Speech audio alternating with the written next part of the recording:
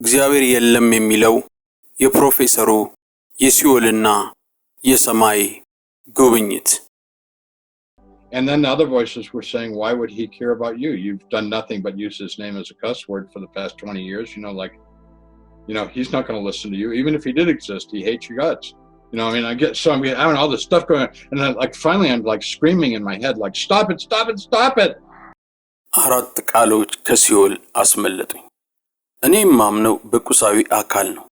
እኔም የፒኤችዲ ጓደኞቼ በሳይንስ ቀመር አንድ ነገር መለካት፣ መታየት፣ መመዘንና መቆጠር ካልቻለ በቀላሉ ያ ነገር ማለት በዚህ ምድር ላይ የሌለ ነገር ነው እንላለን። እንደዚህ በተጨባጭና በማስረጃ በሚረጋገጥ ቁሳዊ ማስረጃ ብቻ ነበር አመኔ የነበረው።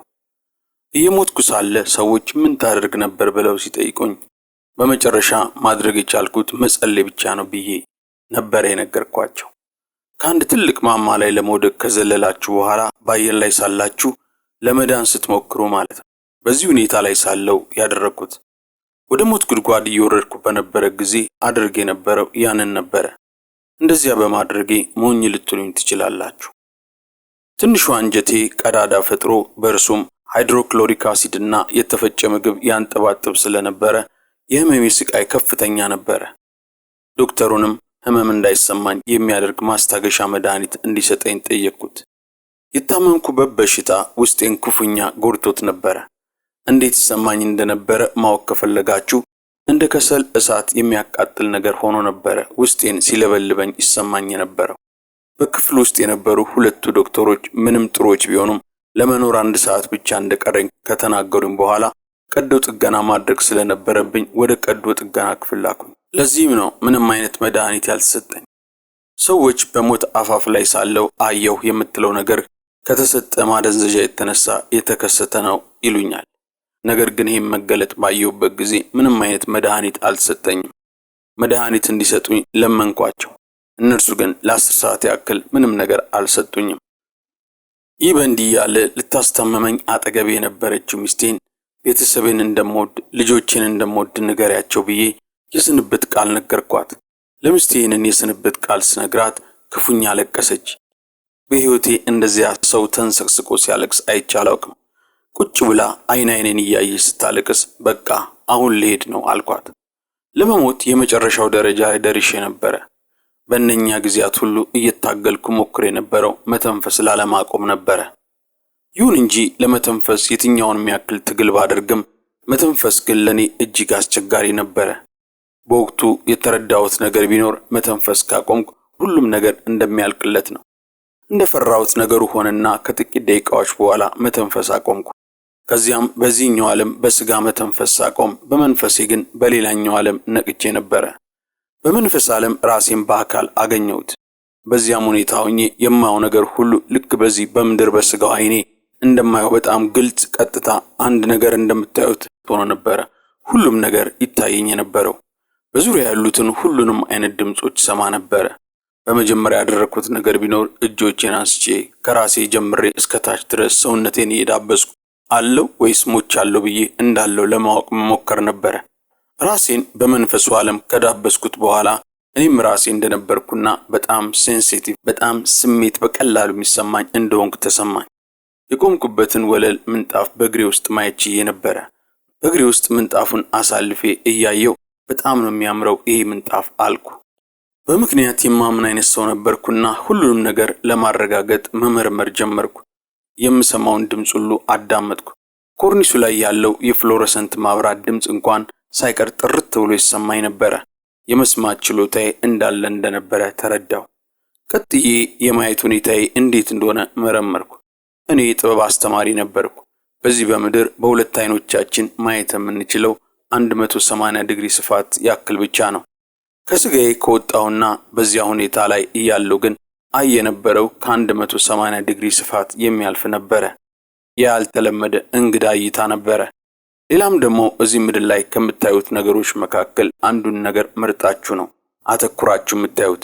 በዚያ በነበርኩበት ዓለም ግን ሁሉንም ነገር ነበር በአንድ ጊዜ በኩል አተኩሬ እመለከት የነበረው። አሁንም ሚስቴ እኔ ከተኛውበት አጠገብ ነበረች። ስጋዬን አልጋ ላይ ተኝቶ አየሁት። የተቀረው ሰውነቴ በጨርቅ ሲሸፈን ፊቴ ግን ተገልጦ ይታይ ነበር። አልጋ ላይ የተኛው ስጋዬ የፊቱን አቅጣጫ ሚስቴ ወዳለችበት አቅጣጫ አዙሮ ነበር የተኛው።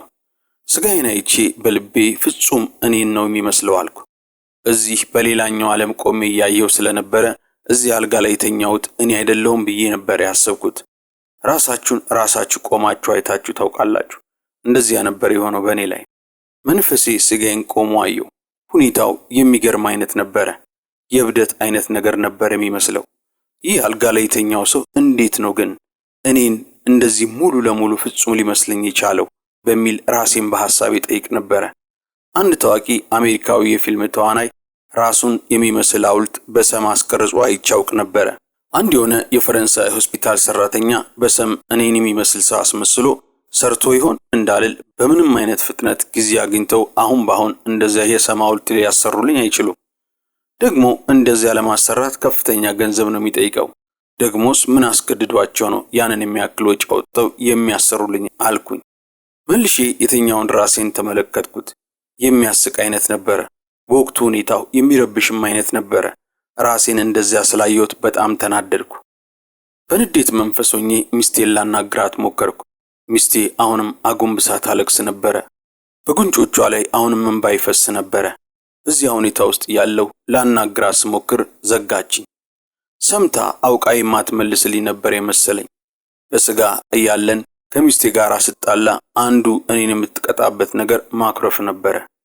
አኩርፋ ትዘጋኝ ነበረ። አሁንም እንደዚያ እያደረገች ስለመሰለኝ በጣም ተናደድኩ። ከዚያም አልሰማም ስትለኝ እርሷን ትቼ አብሮኝ አንድ ክፍል ውስጥ ወደ ተኛው የ68 ዓመት ዕድሜ ወዳለው በጣም መልካም ሰው ወደ ሆነው ፈረንሳዊ በሽተኛ ዞር ብዬ ላናግረው ሞከርኩ። ወደ እኔ እያየ ቢሆንም የምናገረውን ሰምቶ አልመለሰልኝም። ድምፄን ጨምሬ ጮክ ብዬ ባናግረውም አልመለሰልኝም። በጣም ተረበሽኩ። ከዚያም ከክፍሉ ውጭ ያሉ ሰዎች በስሜ ሲጠሩኝ ሰማሁ። ያለሁት ፈረንሳይ ነው። በፈረንሳይ ሆስፒታል ያሉ ሰዎች የሚያወሩት ፈረንሳይኛ እንደሆነ ነው የማውቀው። ሃዋርድ የሚል ስም ደግሞ የፈረንሳይ ስም አይደለም። በመተላለፊያው ላይ ሆኖ ስሜን ይጠሩ የነበሩት ሰዎች ግን እንግሊዘኛ ነበረ ይናገሩ የነበረው። ሃዋርድ ከኛ ጋር ና አሉኝ። ጥሪያቸውን ተከትዬ ከክፍሉ በበሩ አቅጣጫ ወጣሁ። የሆስፒታሉ መተላለፊያ ላይ ሰዎች ነበሩ። መተላለፊያው ጨለማ ወርሶትም ነበረ። የሚታይ ነገር ሁሉ በጥቁርና ነጭ ቀለም ባለው ቴሌቪዥን እንደሚታይ አይነት ነበረ ይታየኝ የነበረው። ክፍሉ ውስጥ እመለከት የነበረው ፍጹም ጥርት ባለ ሁኔታ ያለ ቀለም ነበረ። ከክፍሉ ውጭ ግን ማየት የጀመርኩት ጥቁርና ነጭ ምስል ነበረ። መተላለፊያ ላይ ያሉ ሰዎች በግልጽ ተለይተው የማይታዩ አይነት ነበሩ። እነዚያ ሰዎች ነበሩ ተከተለን ያሉኝ። ሲጠሩኝ አንተ ዶክተሩ ነህ? እኔ በሽተኛ ነኝ። ቀዶ ጥገና ማድረግ አለብኝ። ቀኑ ሙሉ እየጠበቅኳችሁ ነበር አልኳቸው። ስላንተ ሁሉንም ነገር እናውቃለን። ፍጠንና ከኛ ጋር ና አሉኝ። ትንሽ የሚያሳምነኝን ነገር ካደረጉ በኋላ የሆስፒታሉ ሰዎች ስለመሰሉኝ ወደ ቀዶ ጥገና ሊወስዱኝ እንዳለ እርግጠኛ ስለነበርኩ ተከተልኳቸው። እዚህ ነጥብ ላይ እስክደርስ ድረስ በሐኪሞቹ ሆስፒታል ውስጥ እንክብካቤ እየተደረገልኝ እንደነበረ አስብ የነበረው። ወደ ቀዶ ጥገና እየወሰዱኝ እንደሆነ ነው እንዲሰማኝ ያደረጉት። ምንም ጥርጣሬ አልነበረኝም። አብሬያቸው ረጅም መንገድ ተጓዝኩ። ሃዋርድ ግን በሚያሳዝን ሁኔታ እንደመሰለው የወሰዱት ወደ ቀዶ ጥገናው ክፍል ሳይሆን ወደ ሲኦል ነበረ። አዲስ መጤ ዓሣ በሲኦል። ሲኦል ከእግዚአብሔር የተለየ ስፍራ ነው። ሲኦልን እጅግ አስቀያሚ የሚያደርጉት በዚህ ያሉ ሙታን ሰዎች ናቸው። ሰዎች እርስ በርሳቸው መልካሞች ቢሆኑ እግዚአብሔር ሲኦልን መጥፎ ቦታ አድርጎ አይፈጥረውም ነበረ። ከዚህ ይልቅ ደስ የሚያሰኝ ቦታ ያደርገው ነበረ።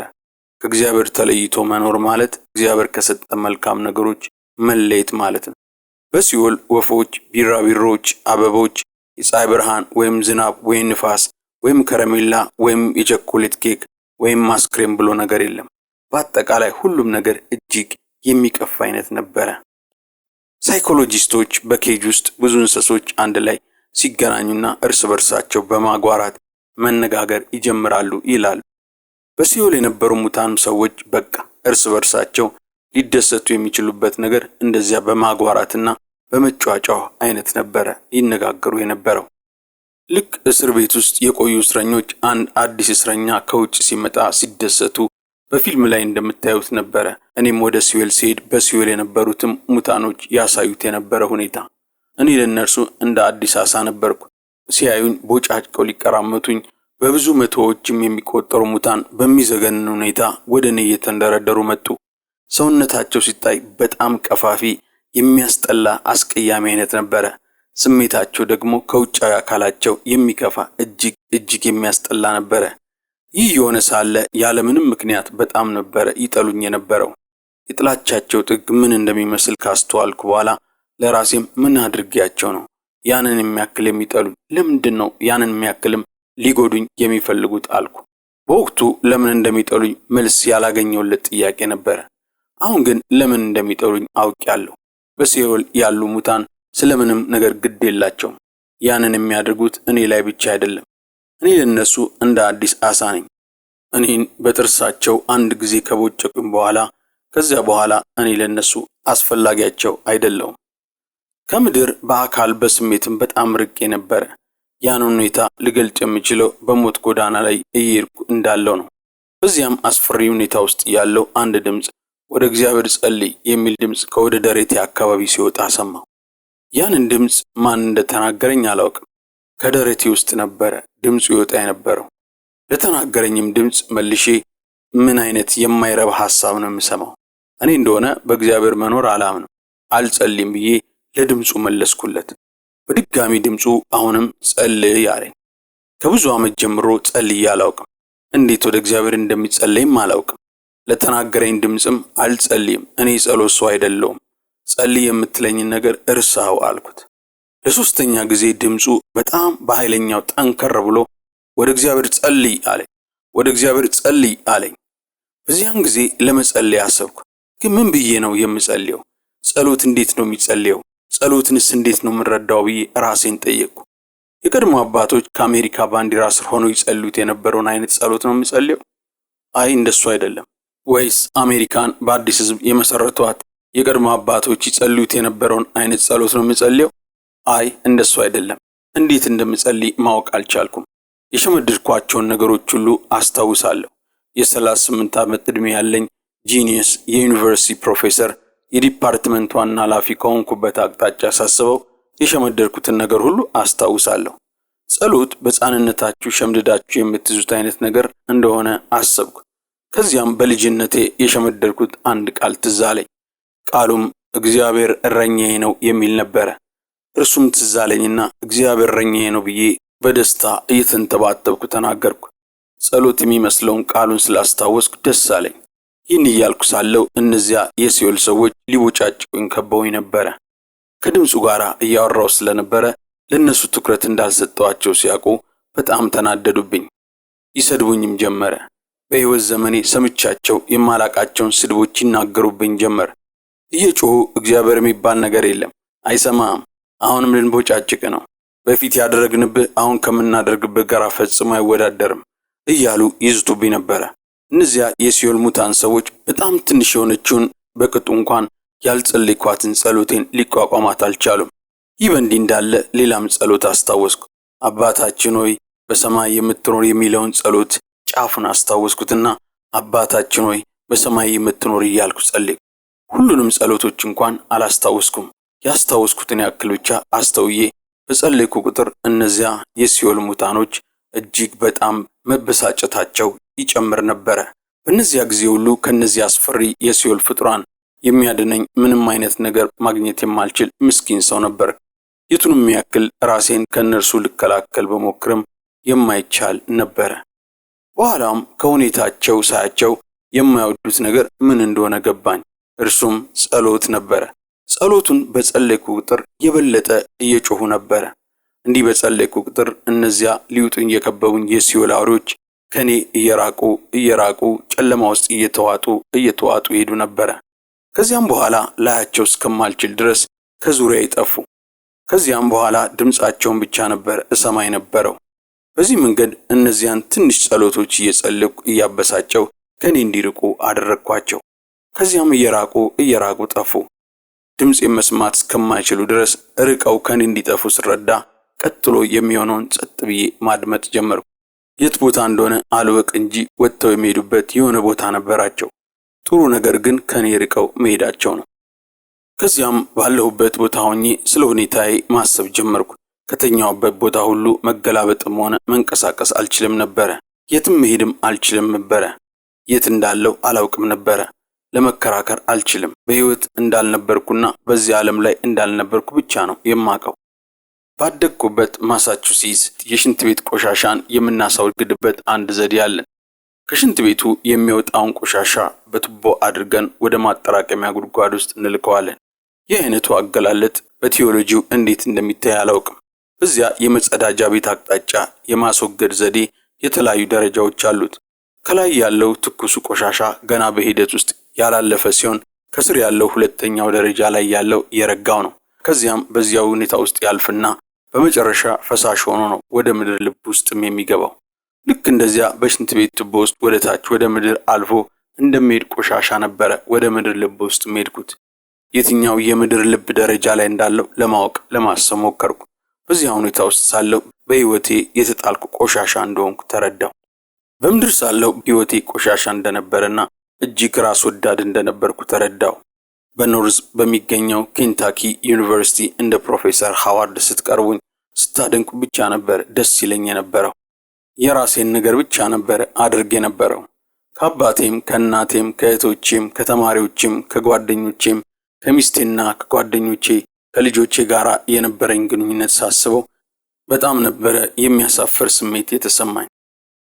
በጥፋቴ መኖር የነበረብኝ ቀድሞ የነበርኩበት ሲኦል ውስጥ እንደነበረ ነው የተረዳሁት። በዚህ ሁኔታ ውስጥ ሳለው እዚያው ጉድጓድ መሃል ተቀርቅሬ ቀረው። ያንን ማንም ሊለውጠው የሚችል አልነበረም። በዚያ ስፍራ ምንም አይነት ፍጡር ቢመጣ እነርሱ ከነበራቸው ጭካኔ በላይ ነበረ ሆኜ ወደ እነሱ ተንደርድሬ ሊሄድ የምችለው።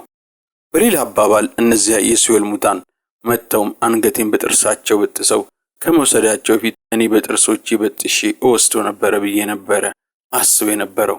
ቢመጡ እንደዚያ በመነካከስ ነበረ ሰላምታ ምንለዋወጠው። አንዱ አንገቴም ለመቦጨቅ ቢመጣ እኔ ደግሞ ቀድሜ የእርሱን ራስ ከላዩ ላይ ቀንጥሼ ነበረ የምጥለው። እኔ ከነሱ እንደ አንዱ የሰውን አንገት ቀንጥሼ የምጥል እሆን ነበር እያልኩ አስብ ነበረ። አሁንም ካለሁበት ቦታ የተነሳ ግራ በመጋባት ውስጥ ነበርኩ። ምክንያቱም ከዚያ ቦታ ምንም አይነት መውጫ አልነበረኝም። ወዴት እንደምሄድ አላውቅም። እነዚያ ሙታን ተመልሰው ከመጡ ይህንን ጸጥ የሚያሰኛቸውን የጸሎት መሳሪያ ተጠቅሜ ለመጸለይ ጊዜ አይፈጅብኝም አልኩኝ። ምክንያቱም ከልቤ ሳልጸልይ ጸሎቱ ሰርቶልኝ ነበረ። ምን ያህል ጊዜ ያ ጸሎት እንደሚሰራልኝ አላውቅም። ይህ ከሆነ በኋላ በጣም ትልቅ የብቸኝነት ስሜት ይሰማኝ ጀመረ። በዚህ ቆሻሻ ጉድጓድ ውስጥ እየሰጠምኩ ነው ያለሁት። ማለት በስሜቴ በመንፈሳዊነትም ወደ ጥልቅ ጉድጓድ እየሰጠምኩ ነበረ ያለሁት። ለዚህ ችግር የሆነ መፍትሄ ለማግኘት ትንሿ አእምሮዬ አሰብ አደረገና የ8 ወይም የ9 ዓመት ልጅ ሰንበት ትምህርት ቤት ውስጥ ኢየሱስ አድነኝ ብሎ የሚዘምረው አይነት ሐሳብ መጣብኝ። ቃሉ ደስ የሚል ነበረ።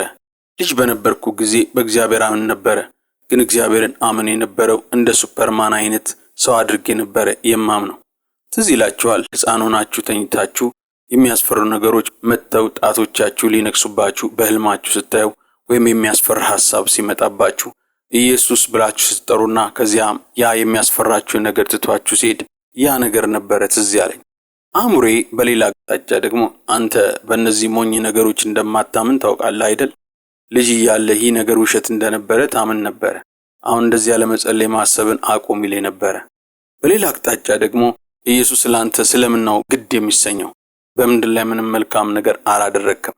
ከዚህ ይልቅ በተቃራኒው በእነዚህ 20 ዓመታት ስሙን እንደ አደናጋሪ ቃል ነበረ ስታነሳው የነበረው። ኢየሱስ ቢኖር እንኳን ውስጥ ያለውን ስለሚጠላው ጸሎትን አይሰማም። አእምሮዬ ውስጥም እንደዚህ አይነትም በተቃርኖ የሚፋጩ የተለያዩ ሐሳቦች ይጮህብኝ ነበረ። የዚያን ጊዜ አእምሮዬ ውስጥም ያለውን ድምጽ ለማስቆም አቁም ብዬ ጮኩ። በመጨረሻ በዛ ጨለማ ውስጥ ተስፋ በቆረጠ ሁኔታ ውስጥ ሆኜ ኢየሱስ እባክህ አድነኝ ብዬ ጸለይኩ።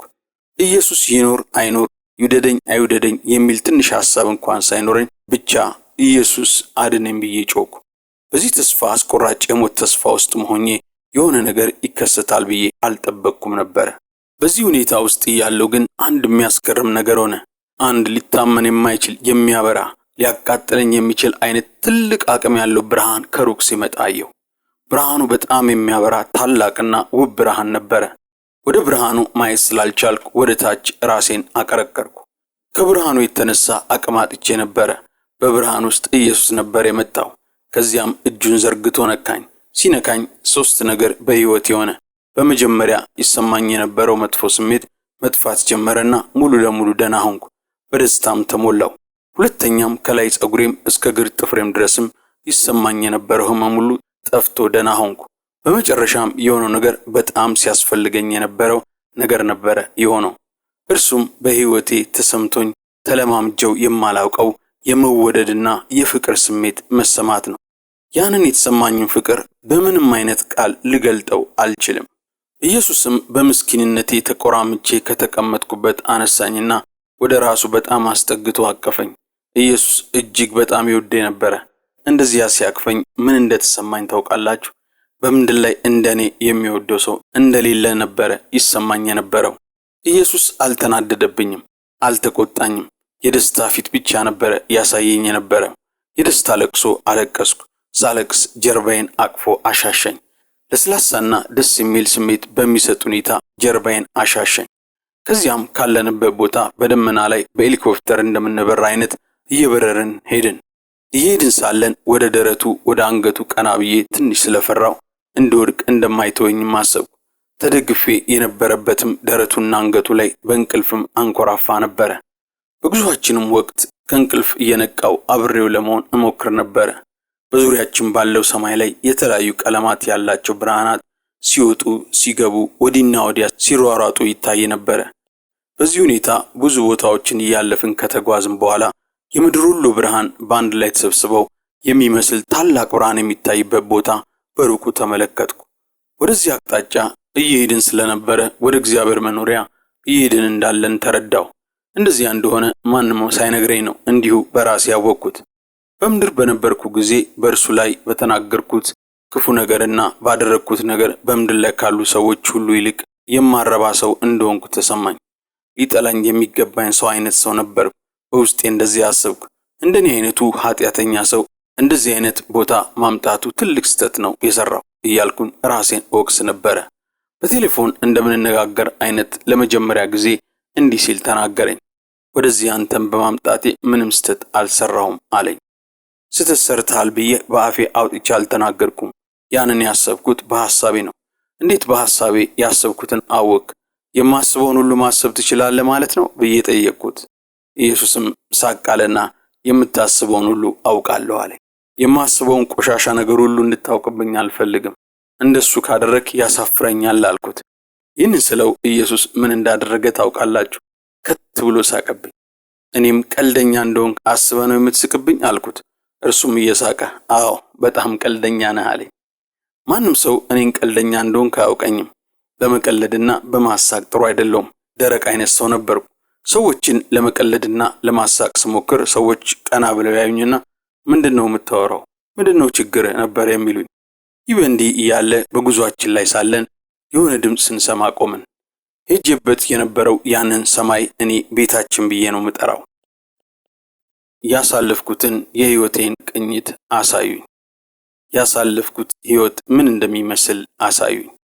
ከዚያም በንግግራችን መካከል የአንድ ወጣት ድምፅ በመካከል ገባና አቋረጠንና እዚህ የሚጠብቁ ሰዎች አሉ አለ። ድምፁ ሲናገር የሙዚቃ አይነት ቅላጼ ነበረው። ከዚያም ሰዎች መጡ። በምድር የነበረን ህይወት ቀርጸውታል። ያንን የተቀረጸውን ህይወትን እነዚህ ሰዎች ሊያሳዩ ይፈልጋሉ አለኝ። ከዚያም እነዚያ ሰዎች በፊልም ፕሮጀክት በሚመስል ነገር ላይ የምድር ህይወቴን ከሰዎች ጋር የነበረኝ ግንኙነት ምን እንደሚመስል አሳዩኝ። ሰዎችን በንግግር የማጠምድና የምጎዳ አይነት ሰው ነበርኩ። በዚህ ሁኔታ ተነጋግረን የነበሩ ሰዎችን ስሜት እንዴት እየጎዳው ከንግግራቸው በኋላ ይሰማቸው የነበረውን የእነርሱን ስሜት ይሰማኝ ነበረ። ከሰዎች ጋር በምድር ጓዝ በነበረበት ግንኙነት ኢየሱስም መላእክትም ብዙ ደስተኛ እንዳልሆኑ ስሜት ሲለዋወጡ አየው። ጭካኔ ባለበት መንገድ ያደረኩት ነገር ደስ የማያሰኝ ነበረ። በስሜት የጎዳዋቸውን ሰዎች ስሜት እነርሱ ይሰማቸው እንደነበረው ስሜታቸው ተሰምቶኝ ሳይ እንደዚህ አይነት አሳዛኝ ሰው እንደነበርኩ ሳውቅ መጥፎ ስሜት ተሰማኝ። አልተናደደብኝም። ቁጣ የሚመስል ነገር አላሳየኝም። ነገር ግን በምድር በነበረኝ ሕይወት ደስተኛ እንዳልነበሩ አየሁ። በመጨረሻም ከዚያ ሁኔታ የተረዳሁት ነገር ቢኖር ሰዎችን የፈጠራቸው እርስ በርሳቸው እንዲዋደዱ ነው። የኛ ተግባር እርሱ ነው። በምድር ላይ ሚስት፣ ልጆች፣ ስራ፣ መኪና፣ ቤትና ፕሮፌሰር የሚባልም ስም ነበረኝ። አሳድድ የነበረው የአሜሪካ ህልም የሚባለው ነገር ለማሳካት ነበረ። ሁሉም ነገር ነበረኝ። ሙሉ ፕሮፌሰርም ነበርኩ። በኋላ ግን በሰማይ እነዚያ ሁሉ ነገሮች ምንም ትርጉም እንደሌላቸው ነው ያየሁት። ከዚያም ቀጥለው እድሜ እየጨመረ በሄደ ጊዜ ያሳለፍኩትን ሕይወት ሊያሳዩኝ ወደ ቀጣዩ ትዕይንት ሲሄዱ ከዚህ በላይ ሌሎች ስህተቶችን ማየት አልፈልግም፣ አታሳዩኝ፣ በቃ ገብቶኛል ብዬ እንዲያቆሙ ለመንኳቸው። እነርሱ ግን ማየት አለብህ አሉኝና ሁሉንም ነገር አየን። ጭካኔ የተሞላ ነበረ ሕይወቴ። ባየሁት ነገር እንዲያዝኑና እንዲናደዱ አደረግኳቸው። ያን እንዳይ የተፈለገበት ዋናው ነጥብ በዚህ በምድር በምንኖር ጊዜ እርስ በርሳችን እንዴት መዋደድ እንዳለብን እንድንገነዘብ ነው። እኔ ደግሞ ያ ሕይወት ሳይገባኝ አልፏል። ራስ ወዳድና በራሴ ላይ ብቻ የማተኩር አይነት ሰው ነበርኩ። በሕይወቴ የነበረኝ ፍላጎት በጣም ታዋቂ፣ ባለጠጋ፣ ኃይለኛ፣ እጅግ አስፈላጊ ሰው መሆን ላይ ብቻ ያተኮረ ነበረ። እነዚያን በሙሉ ነበረ እፈልግ የነበረው። እነዚያን ሳሳድድ ሰዎችን ለመውደድ ጊዜ አልነበረኝም። ሚሊዮን ጥያቄዎች። ብዙ ጥያቄዎችን ጠየቅኩ። እነዚያን ነገሮች አይተን ከጨረስን በኋላ ጥያቄ አለህ አለኝ። እኔም ብዙ ጥያቄዎች አሉኝ አልኩት። መልስ ለማግኘት የማስበውን ጥያቄ ሁሉ ጠየቁት። እርሱም ሁሉንም መለሰልኝ። አንዳንዱ መልሶች ጥቂቶች ብቻ የሚረዱት ስለሆነ የተመለሰልኝን ጥያቄ መልስ ሁሉንም ለማንም አልተናገርኩ። መልሶቹን ብናገር ሰዎች ሐሳቡን ስለማይረዱት ችግር ውስጥ ነው የምወድቀው በሚል ነው የማልናገረው። ሰዎች እንደዚያ ነህ እንደዚህ ነው እያሉ ይከሱኛል፣ ይናገሩብኛል። ለምሳሌ አንድ ምሳሌ ላንሳና ልንገራችሁ። ኢየሱስ በውርጃ ወይም ገና ሕፃን ሳሉ ለሚሞቱ ሕፃናት በሰማይ ዕድል እንደሚሰጣቸው እንጂ ወደ ሲኦል እንደማይልካቸው የነገረኝን አንድ ሐሳብ አንስቼ ስናገር አንዳንድ ሰዎች በጣም ተናደውብኝ ያውቃል። ኢየሱስ ነው የነገረኝ ስላልኩ ብዙ ስም አውጥተውልኛል። ኢየሱስ ሕፃናትን ወደ ሲኦል ለመጣል ምንም አይነት እቅድ እንደሌለው ሐሳቡን አለመውደዳቸው አዝናለሁ። ስለዚያ ሁኔታ ኢየሱስ በንግግር ብቻ አይደለም የነገረኝ። ሕፃናቱ ያሉበትን ቦታ ድረስ ወስዶ አሳይቶኝ የተወሰኑ ቦታዎችን ጎብኝቻለሁ። ሰማይ በምጡቅ ዕውቀት የተሞሉና የተለያዩ የሕይወት አይነቶች ያሉበት ቦታ ነው። ይህ ዓለም ከነዚህ አኳያ ሲታይ ግን እጅግ የዘቀጠ ዓለም ነው።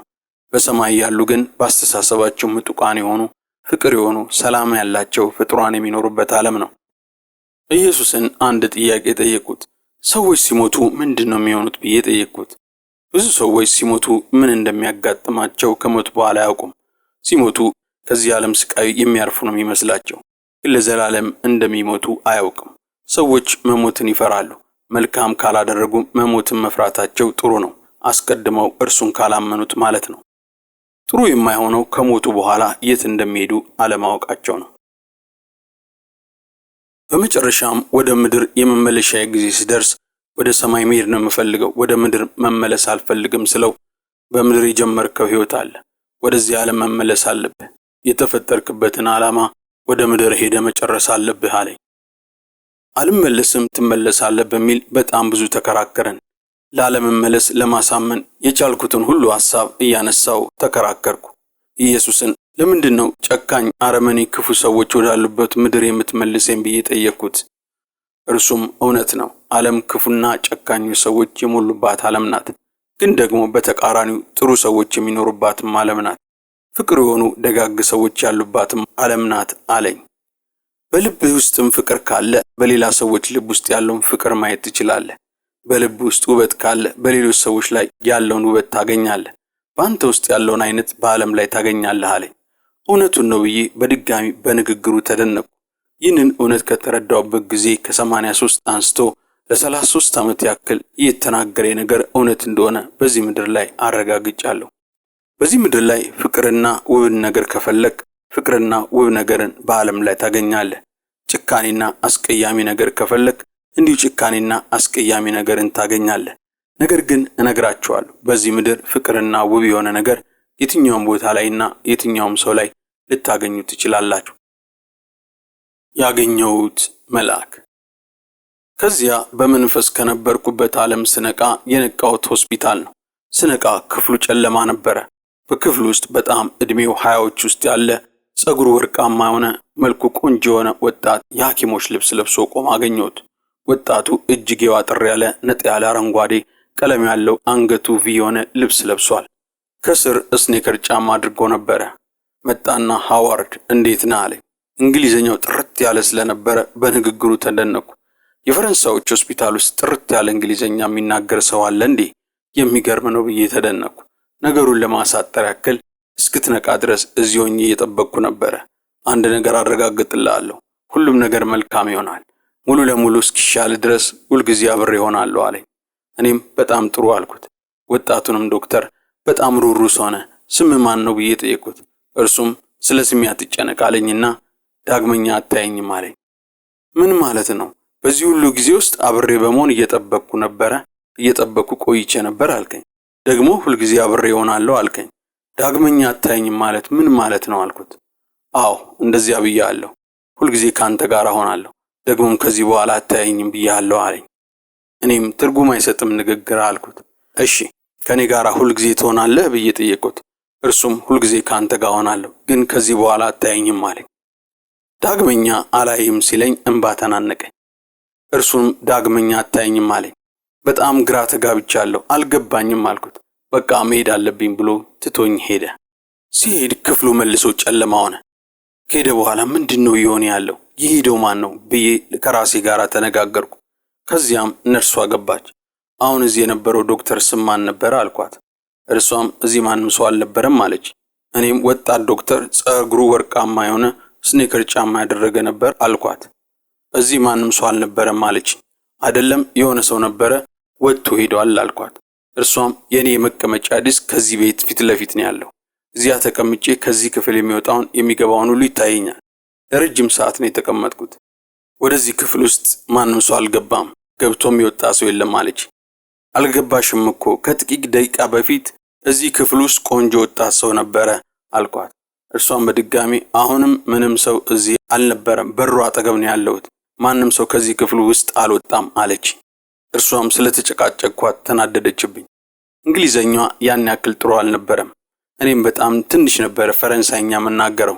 ለማንኛውም እንደዚህ አይነት ጭቅጭቅ አድርገን ነበረ። ነርሷም ከጭቅጭቃችን ተነስታ በእኔ ላይ ተስፋ የቆረጠች ትመስል ነበረ። ከዚያም ክፍል ውስጥ የነበረው ጠባቂ መልአክ ነው ብለን እናስብና ወደ መጨረሻው እንምጣ። ፕሮፌሰር ሃዋርድ ምስክርነታቸውን ሲያጠናቅቁ ለሚያደምጧቸው ሰዎች ይህን ምክር በመናገር ነው ምስክርነታቸውን የጨረሱት። እንዲህ ነበረ ምክራቸውን የሰጡት። ወደ እግዚአብሔር መጸለይ በጣም ቀላል ነገር ነው። ወደ እርሱ ስትጮሁ ሕይወታችሁ ይለወጣል። ወደ እርሱ በጸሎት በመጮህ ከተስፋ መቁረጥ ወደ ደስታ፣ ከስቃይ ወደ በረከት ትለወጣላችሁ። ስትጸልዩ ችግራችሁ በአንድ ጊዜ ላይቀረፍ ይችል ይሆናል። ነገር ግን በኋላ በእግዚአብሔር እርዳታ ለችግሮቻችሁ መልስ ታገኛላችሁ። በሕይወታችሁ አስቸጋሪ ለው ነገር መውጫ መንገድ ታገኛላችሁ በማለት ነው አሜሪካዊ ፕሮፌሰር ሃዋርድ ይህንን የሚያስደንቅ ምስክርነት የመሰከሩልን። ይህን ምስክርነት ያዘጋጀላችሁ ትሪኒቲ ቲዩብ ነው። ከዚህ ምስክርነት ብዙ ነገር እንደተማራችሁና እንደታነጻችሁበት እናምናለን። ይህን ምስክርነት ስትሰሙ ምን ስሜት እንደተሰማችሁ፣ ምን ነገር ወደ ሐሳባችሁ እንደመጣ በሐሳብ መስጫው ላይ ብትጽፉልን ደስ ይለናል። እግዚአብሔር ይባርካችሁ። እንደተለመደው ስራችንን ከወደዳችሁት ላይክ ማድረጋችሁን አትርሱ። ሌሎች ወንድሞችና እህቶች እንዲታነጹበት ሼር አድርጉላቸው። የቻናላችን ቤተሰቦች ካልሆናችሁ ሰብስክራይብ ሚሊዮን በመጫን የቻናላችን ቤተሰቦች እንድትሆኑ እንጋብዛችኋለን። እግዚአብሔር ይባርካችሁ። ኢየሱስ ክርስቶስ ጌታ ነው። አሜን።